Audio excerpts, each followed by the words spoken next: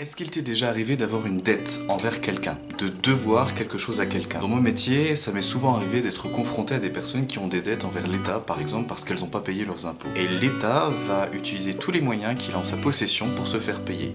Il va demander à un huissier de justice déjà de mettre en demeure la personne de payer ses impôts. Si ça fonctionne pas, l'État va contacter l'employeur pour que l'employeur retienne une partie de la paye pour que l'État soit payé. Et si ça fonctionne toujours pas, hélas, la personne se trouvera devant la justice, devant le tribunal, pour qu'elle paye ce qu'elle doit. La dette trouve toujours un moyen de se faire payer. Lorsque tu as une dette envers quelqu'un, potentiellement cette personne peut utiliser tout ce qu'elle a en son pouvoir pour se faire payer. C'est jamais quelque chose agréable d'avoir d'une dette. Dans la parole de Dieu, il est dit dans Romains chapitre 8 au verset 12, « C'est pourquoi frères et sœurs, vous avez une dette. Mais ce n'est pas envers vos désirs humains que vous avez une dette.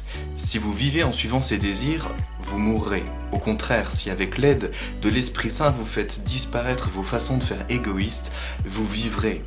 En effet, tous ceux que l'Esprit de Dieu conduit sont enfants de Dieu. » Nous avions une dette avant d'être enfants de Dieu. Nous avions une dette envers notre chair, on était redevable à notre chair. Ça signifie que tout ce qu'elle nous disait de faire, on le faisait, et on n'avait pas trop le choix. Et tout ce qu'elle voulait qu'on fasse, on le faisait. Mais lorsque l'on est enfant de Dieu, lorsque l'Esprit de Dieu est en nous, eh bien cette dette n'existe plus, on a été affranchi. Dans l'épître aux Corinthiens, 2 Corinthiens, chapitre 3, verset 17, il est dit « Là où est l'Esprit du Seigneur, là est la liberté. » Si tu es enfant de Dieu, l'Esprit du Seigneur est en toi et il te donne une pleine liberté. Dans l'épître aux Romains, chapitre 6, verset 22, il est dit « Mais maintenant, étant affranchis du péché et devenus esclaves de Dieu, vous avez pour fruit la sainteté et pour fin la vie éternelle. » Ça signifie que tu es affranchi complètement du pouvoir du péché sur toi. Tu as été libéré de cette dette envers ta chair.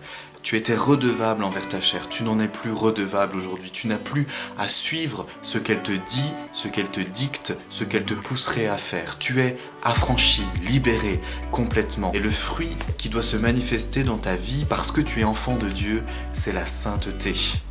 Et le fruit pour l'éternité, c'est une vie passée avec Dieu. Sois encouragé durant cette semaine de vivre cette pleine liberté parce que le Seigneur t'en a rendu capable.